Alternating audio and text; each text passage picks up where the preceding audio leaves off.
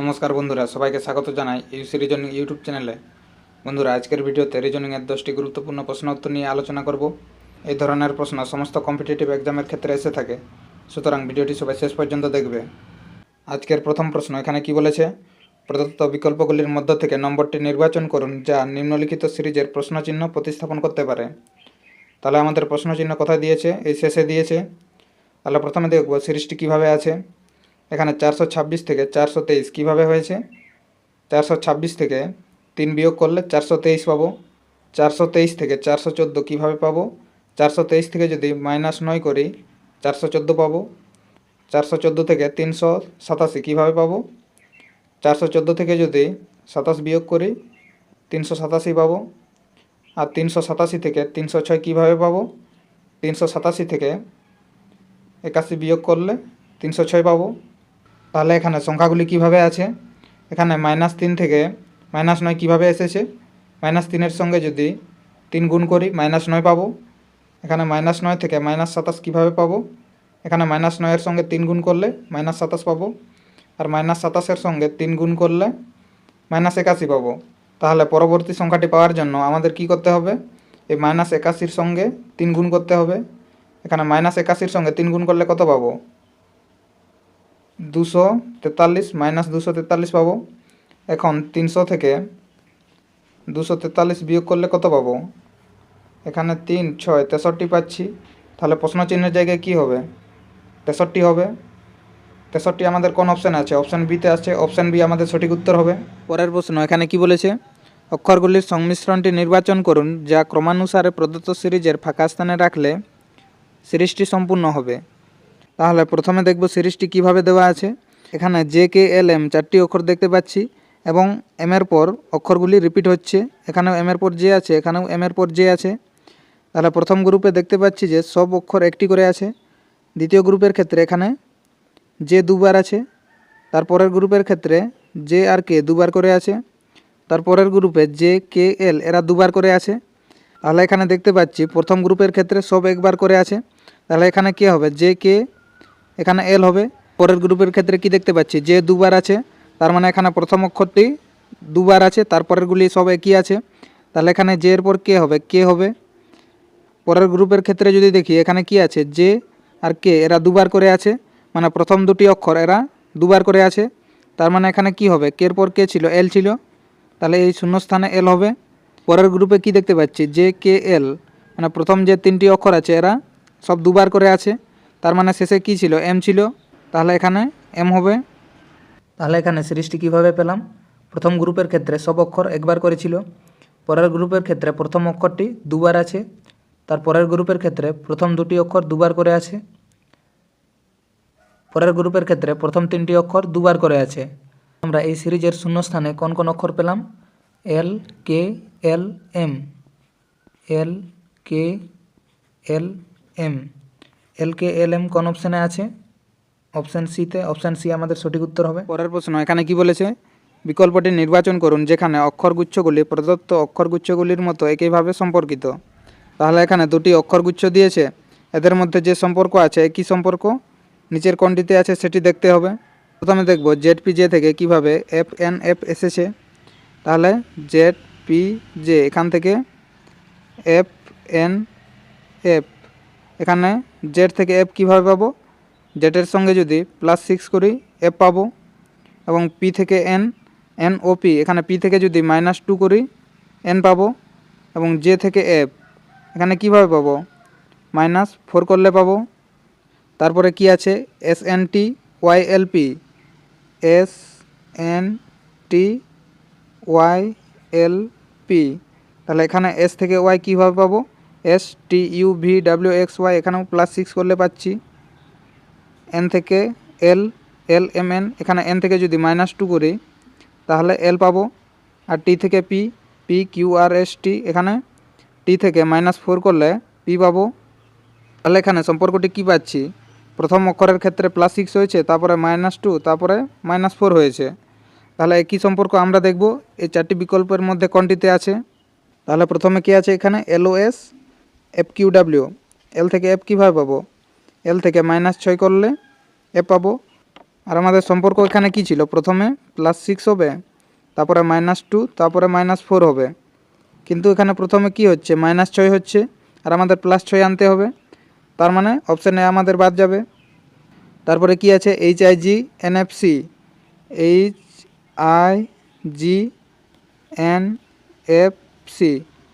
H থেকে N কীভাবে পাবো, HIJKLMN +6 করলে পাবো। তারপরে এখানে কি আছে আই থেকে এফ কীভাবে পাবো, FGHI, আয়ের সঙ্গে -3 করলে এফ পাবো। কিন্তু আমাদের এখানে কি বলেছে, দ্বিতীয় অক্ষরটির ক্ষেত্রে -2 হবে আর এখানে কত আছে -3 আছে, তার মানে অপশান বিও আমাদের বাদ যাবে। তারপরে কি আছে RJX XHT, RJX XHT, এখানে আর থেকে এক্স কীভাবে পাবো, আর STUVWX, এখানে আর এর সঙ্গে +6 করলে এক্স পাবো। এখানে জে থেকে এইচ কীভাবে পাবো, HIJ, এখানে জে থেকে যদি -2 করি এইচ পাবো। এখানে এক্স থেকে টি কীভাবে পাবো, TUVWX, এখানে এক্স থেকে যদি -4 করি তাহলে টি পাবো। তাহলে আমরা এখানে কি পাচ্ছি, +6 -2 -4, এখানে আমাদের কি ছিল +6 -2 -4, তার মানে এই দুটি অক্ষরগুচ্ছের সঙ্গে এই অপশান সি একই সম্পর্কে আছে। তাহলে আমাদের সঠিক উত্তর কী হবে, অপশান সি হবে। পরের প্রশ্ন এখানে কি দিয়েছে, বিকল্পগুলিতে প্রদত্ত চিত্রটি শনাক্ত করুন যা প্রশ্নচিহ্নের জায়গায় রাখলে যৌক্তিকভাবে সিরিজটি সম্পূর্ণ হবে। তাহলে আমাদের বের করতে হবে এই প্রশ্নচিহ্নের জায়গায় কোন ছবিটি হবে। তাহলে প্রথমে দেখব ছবিগুলি কিভাবে আছে। এই কোণে যে বৃত্তটি ছিল সেটি পরের ক্ষেত্রে কোথায় গেছে, এই মাঝখানে এসেছে এবং একটু নিচে আছে। আর এই ছবিটি পরেরটির ক্ষেত্রে কোথায় গেছে, মাঝখানে গেছে এবং একটু উপরে আছে। এই ছবি থেকে এই ছবিটি কিভাবে এসেছে, এখানে যে আকৃতিটি একটু নিচে ছিল সেটি এই কোণে এসেছে এবং মাঝখানের একটু উপরে যে আকৃতিটি এখানে ছিল সেটি পরের ছবির ক্ষেত্রে কি হয়েছে, পরের ছবির ক্ষেত্রে সেটি বাদ দেওয়া হয়েছে এবং নতুন একটি আকৃতি নেওয়া হয়েছে। তারপরে এই ছবিটি থেকে এই ছবিটি কিভাবে এসেছে, এখানে যে উপরে ছিল সেটি কেন্দ্রের একটু নিচে এসেছে এবং এখানে যে নিচে ছিল সেটি কেন্দ্র থেকে একটু উপরের দিকে আছে। তাহলে এই ছবিটি থেকে পরের ছবিটি কিভাবে আসবে, এখানে কেন্দ্রের থেকে একটু নিচে যে আকৃতিটি ছিল সেটি পরেরটির ক্ষেত্রে কোথায় গেছিলো, এখানে এসেছিল। তাহলে এখানেও কেন্দ্রের থেকে যে একটু নিচে আছে সেই আকৃতিটি পরেরটির ক্ষেত্রে কোথায় যাবে, এই কোণে আসবে। তার মানে ত্রিভুজটি এই কোণে আসবে। তাহলে এখন দেখব কোন কোন অপশানে এই কোণে ত্রিভুজ আছে। অপশান সিতে আছে, অপশান বিতে আছে, অপশান ডি এবং এ তাহলে বাদ যাবে। তাহলে এখন দেখব বি এবং সি এদের মধ্যে কোনটি সঠিক হবে। তাহলে এখানে কি আছে, বি এর ক্ষেত্রে এখানে বৃত্ত আছে, তাহলে এই বৃত্তটি পরের ছবিটির ক্ষেত্রে কি হবে, বাদ যাবে এবং এই জায়গায় নতুন একটি আকৃতি আসবে। তাহলে এখানে বৃত্ত দিয়েছে, তার মানে এটিও বাদ যাবে। অপশান সি এর ক্ষেত্রে এখানে নতুন একটি আকৃতি দিয়েছে, তার মানে আমাদের সঠিক উত্তর অপশান সি হবে। পরের প্রশ্ন এখানে কি আছে, এখানে বিবৃতি এবং সিদ্ধান্তের প্রশ্ন আছে। বিবৃতি এবং সিদ্ধান্তের ক্ষেত্রে কি হয়, যে বিবৃতি দেওয়া থাকে ওই বিবৃতি থেকেই আমাদের দেখতে হয় যে সিদ্ধান্তগুলি এখানে সঠিক দেওয়া আছে কি না। প্রথম বিবৃতি তাহলে কি দিয়েছে, কিছু টুপি ক্যাপ, এখানে টুপির জন্য প্রথমে বৃত্ত আঁকবো, এটি হচ্ছে টুপি এবং কি বলেছে কিছু টুপি ক্যাপ, মানে টুপির কিছুটা অংশ ক্যাপ থাকবে, এটি হচ্ছে ক্যাপ। পরের বিবৃতি এখানে কি বলেছে, কিছু টুপি পাগড়ি, মানে টুপির যে বৃত্তটি আছে তার কিছুটা অংশে পাগড়ি থাকবে, মানে পাগড়ির জন্য তাহলে আমরা এইভাবে একটি বৃত্ত আঁকবো, এটি হচ্ছে পাগড়ি। পরের বিবৃতি কি বলেছে, সব ক্যাপেই বানর, এখানে ক্যাপের যে বৃত্তটি থাকবে তাহলে সেটি বানরের বৃত্তের মধ্যে থাকবে, এটি হচ্ছে বানরের বৃত্ত। প্রথম সিদ্ধান্ত কি আছে, কিছু পাগড়ি ক্যাপ, এখানে পাগড়ির বৃত্ত কোথায় আছে, এখানে আছে, আর ক্যাপের বৃত্ত কোথায় আছে, এখানে আছে। তাহলে এখানে কি দেখতে পাচ্ছি, পাগড়ি আর ক্যাপের মধ্যে কোনো সম্পর্কই নেই, তার মানে এই সিদ্ধান্তটি সঠিক নয়। পরের সিদ্ধান্ত কি আছে, সমস্ত টুপি হলো বানর, মানে টুপির বৃত্ত কোথায় আছে, এখানে আছে, আর বানরের বৃত্ত এই জায়গায় আছে। তার মানে এখানে দেখতে পাচ্ছি এই জায়গার মধ্যে যে টুপি আছে সেগুলি বানরের মধ্যে পড়ছে, কিন্তু এই জায়গার মধ্যে যে টুপিগুলি আছে সেগুলি বানরের মধ্যে পড়ছে না, তার মানে এই সিদ্ধান্তটি এখানে সঠিক নয়। তাহলে আমরা এখানে কি দেখতে পাচ্ছি, সিদ্ধান্ত 1 এবং 2 উভয় অনুসরণ করছে না, তাহলে অপশান ডি আমাদের সঠিক উত্তর হবে, উভয় সিদ্ধান্ত অনুসরণ করে না। পরের প্রশ্ন এখানে কি বলেছে, নিচের কোন দুটি গাণিতিক চিহ্নের মধ্যে আদান প্রদান নিচের দেওয়া সমীকরণের ভারসাম্য বজায় রাখবে। তাহলে আমাদের দেখতে হবে এই অপশানের কোন কোন চিহ্নগুলি পরস্পর পরিবর্তন হলে আমাদের সমীকরণটির মান 117 আসবে। এই ধরনের প্রশ্নের ক্ষেত্রে আমাদের কি হয়, প্রথমে ভাগের কাজ হয়, তারপরে গুণ, তারপরে যোগ এবং শেষে বিয়োগের কাজ হয়। তাহলে প্রথমে দেখব ভাগ চিহ্ন কোন কোন অপশানে আছে। এখানে অপশান এ এবং অপশান সিতে আছে। তাহলে অপশান এ যদি দেখি, এখানে কি বলেছে, ভাগ এবং গুণ পরিবর্তন হলে, তাহলে গুণের জায়গায় ভাগ চিহ্ন দিব এবং ভাগের জায়গায় গুণ চিহ্ন দিব। তাহলে এখানে কি দাঁড়াচ্ছে, 23 ভাজিত 132 গুণিত 12। এই 12 দিয়ে 132 কাটবে, 12 11 132। 11 দিয়ে কি 23কে কাটা যাবে? 11 দিয়ে 23কে কাটা যাবে না, তার মানে এটি 23/11 আসছে। এই সংখ্যাটির মান দশমিকে আসবে এবং এই সংখ্যাটি দিয়ে যদি কোনো সংখ্যার যোগ বা বিয়োগ করি তার মানও দশমিকে আসবে। কিন্তু আমাদের এখানে কি আছে, 117 আছে, পূর্ণ সংখ্যা।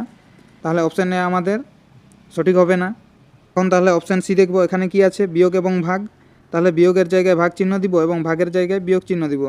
তাহলে এখানে কি কি আছে, 63 ভাজিত 23 গুণিত 100। এই 23 দিয়ে কি 63 এবং 123 এই দুটি সংখ্যাকে কাটা যাবে? এই দুটি সংখ্যাকে কাটা যাবে না, তার মানে এর মানও দশমিকে চলে আসবে। আর আমাদের এখানে পূর্ণ সংখ্যা বের করতে বলেছে, তার মানে অপশান সিও বাদ যাবে। এখন তাহলে অপশান ডি দেখব, এখানে কি আছে, যোগ এবং গুণ। এখানে গুণের জায়গায় যোগ দিব এবং যোগের জায়গায় গুণ চিহ্ন দিব। তাহলে এখানে কি আছে, ভাগ এবং গুণ একই সঙ্গে আছে, তাহলে এদের কাজ একসঙ্গেই হবে। 132 ভাজিত 12 গুণিত 7। এখানে 12 দিয়ে 132 যাবে, 12 11 132। আর এখানে সামনে কি আছে, প্লাস চিহ্ন আছে, এখানে 23 আছে, মাইনাস 63 আছে। তাহলে এখানে 63 থেকে 23 বিয়োগ করলে কত পাবো, 40 পাবো। আর এখানে কি আছে, প্লাস চিহ্ন আছে, প্লাস চিহ্ন দিব। আর এখানে কত পাচ্ছি, এখানে 11 আছে গুণিত 7 আছে, 7 11 77 হবে। তাহলে 40 এবং 77 যোগ করলে কত পাবো, 117 পাবো। তাহলে আমাদের এখানে কি দিয়েছে, 117 দিয়েছে। তার মানে এই যোগ এবং গুণ চিহ্ন এরা যদি পরস্পর আদান প্রদান করে তাহলে আমাদের সমীকরণের ভারসাম্য বজায় থাকবে। তাহলে আমাদের সঠিক উত্তর কী হবে, অপশান ডি হবে। পরের প্রশ্ন, এখানে কি বলেছে, ইংরেজি বর্ণানুক্রমের উপর ভিত্তি করে প্রদত্ত সিরিজে প্রশ্নচিহ্নের জায়গায় কি আসা উচিত। প্রশ্নচিহ্ন কোথায় আছে, এই শেষে আছে। তাহলে প্রথমে দেখব এই সিরিজটি কিভাবে আছে। এখানে কিউ থেকে টি কিভাবে হয়েছে, কিউ আর এস টি এখানে +3 হয়েছে। টি থেকে ডাব্লিউ কীভাবে হয়েছে, টি ইউ ভি ডাব্লিউ এখানেও +3 হয়েছে। আর ডাব্লিউ থেকে Z, W X Y Z এখানেও +3 হয়েছে। তাহলে জেটের সঙ্গে +3 করলে কি পাবো, জেড এ বি সি, এখানে সি পাবো। তাহলে আমাদের সি প্রথমে কোন কোন অপশানে আছে, অপশান এতে আছে, বিতেও নেই, সিতেও নেই এবং ডিতেও প্রথমে সি নেই। তাহলে এই তিনটি অপশান বাদ যাবে, আমাদের সঠিক উত্তর অপশান এ হবে। পরের প্রশ্ন, এখানে কি বলেছে, একটি নির্দিষ্ট কোড ভাষায় পি প্লাস কিউ মানে পি হলো কিউ এর মা, পি মাইনাস কিউ মানে পি হলো কিউ এর ভাই, পি গুণিত কিউ মানে পি হলো কিউ এর স্ত্রী, পি স্ল্যাশ কিউ মানে পি হলো কিউ এর বাবা। তাহলে আমাদের এই সমীকরণ থেকে বের করতে হবে বি এর সাথে ডি কিভাবে সম্পর্কিত আছে। তাহলে প্রথমে কে আছে, এ গুণিত বি। এখানে পি গুণিত কিউ মানে কি বলেছে, পি হলো কিউ এর স্ত্রী। তাহলে এখানে কি হচ্ছে, প্রথমে যে আছে সে হবে, পরে যে আছে তার স্ত্রী। তাহলে এখানে প্রথমে কে আছে, এ আছে এখানে, পরে বি আছে, তাহলে এ হবে বি এর স্ত্রী। তাহলে এ কে হবে, এ হবে স্ত্রী, মাইনাস চিহ্ন দিব। আর এরা যেহেতু স্বামী স্ত্রী এদের মাঝখানে প্লাস চিহ্ন দিব, এখানে বি লিখব। আর এ স্ত্রী হলে বি কে হবে, বি হবে স্বামী। তারপরে কি আছে, বি স্ল্যাশ সি, এখানে পি স্ল্যাশ কিউ মানে কি বলেছে, পি হলো কিউ এর বাবা। তাহলে এখানে প্রথমে যে আছে সে হচ্ছে, দ্বিতীয় যে আছে তার বাবা। তাহলে এখানে প্রথমে কি আছে, বি আছে, তারপরে সি আছে, তাহলে এখানে বি হবে সি এর বাবা। বি যেহেতু সি এর বাবা তাহলে এখানে সি বি এর থেকে ছোট হবে, তাই সিকে বি এর নিচে লিখব। তারপরে কি আছে, এখানে সি মাইনাস ডি, এখানে পি মাইনাস কিউ মানে কি বলেছে, পি হলো কিউ এর ভাই। তাহলে এখানে প্রথমে যে আছে সে হচ্ছে, দ্বিতীয় যে আছে তার ভাই। তাহলে এখানে প্রথমে কে আছে, সি আছে, সি হবে ডি এর ভাই। তাহলে সি আর ডি এরা একই জেনারেশনের, তাই এদের একই লাইনে লিখব। আর সি হচ্ছে ভাই, মানে পুরুষ বোঝাচ্ছে, একে প্লাস চিহ্ন দিব। তাহলে এখন আমাদের কি বের করতে বলেছে, বি এর সাথে ডি কিভাবে সম্পর্কিত। এখন ডি কোথায় আছে, ডি আছে এখানে, আর বি আছে এখানে। তাহলে এখানে সম্পর্ক কিভাবে দেখতে পাচ্ছি, এই সি হচ্ছে ডি এর ভাই, এখানে সি হচ্ছে ভাই, এবং বি হচ্ছে সি এর বাবা, সি এর বাবা। তার সঙ্গে ডি এর সম্পর্ক কি দাঁড়াচ্ছে, ডি এর ভাইয়ের বাবা হচ্ছে বি, তাহলে ডি এরও বাবা হবে বি। তাহলে আমাদের সঠিক উত্তর কী হবে, অপশান এ হবে বাবা। পরের প্রশ্ন, এখানে কি বলেছে, যে ত্রয়ীতে সংখ্যাগুলি নিম্নলিখিত ত্রয়ীগুলির সংখ্যাগুলির মতো একইভাবে সম্পর্কিত তা নির্বাচন করুন। এখানে 3টি করে সংখ্যা 2টি সেট দিয়েছে, এদের মধ্যে যে সম্পর্ক আছে কীভাবে দেখব, নিচের কোণটিতে কী সম্পর্ক আছে। তাহলে প্রথমে দেখব প্রথম সেটটির মধ্যে কী সম্পর্ক আছে, এই সংখ্যাগুলির মধ্যে কিভাবে সম্পর্ক পেতে পারি। এখানে যে প্রথম সংখ্যা আর শেষ সংখ্যা এদের যদি গুণ করি তাহলে মাঝখানের সংখ্যা পাবো 4 আর 6, এদের গুণ করলে 24 পাবো। একইভাবে পরেরটির ক্ষেত্রে যদি দেখি এখানে কত আছে, প্রথমে 2 এবং শেষে 3 আছে, এদের যদি গুণ করি কত পাবো, 2 গুণিত 3 6 পাবো। এখানে প্রথম এবং শেষ এদের গুণ করলে মাঝখানেরটা পাচ্ছি। তাহলে একইভাবে দেখব নিচের কোণটিতে একই সম্পর্ক আছে। তাহলে এখানে প্রথমে যদি দেখি এখানে কি কি আছে, 5 35 আর 7 আছে। এখানে প্রথমে কি আছে 5 এবং শেষে 7 আছে, এদের গুণ করলে কত পাবো, 5 আর 7 গুণ করলে 35 পাবো।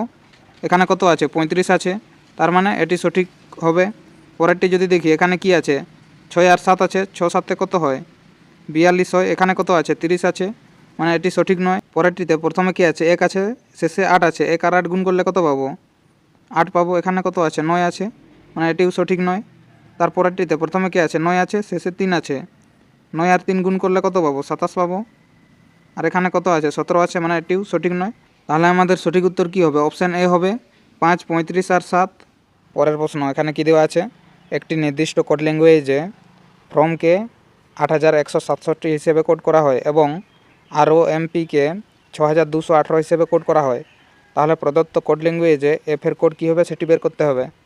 তাহলে বন্ধুরা এই প্রশ্নের উত্তরটি কমেন্ট করে জানাবে। ভিডিওটি শেষ পর্যন্ত দেখার জন্য ধন্যবাদ। ভিডিওটি কেমন লেগেছে অবশ্যই কমেন্ট করে জানাবে। আর ভিডিওটি ভালো লেগে থাকলে লাইক করুন, শেয়ার করুন এবং চ্যানেলে নতুন হয়ে থাকলে চ্যানেলটিকে সাবস্ক্রাইব করে আমাদের সঙ্গে থাকুন।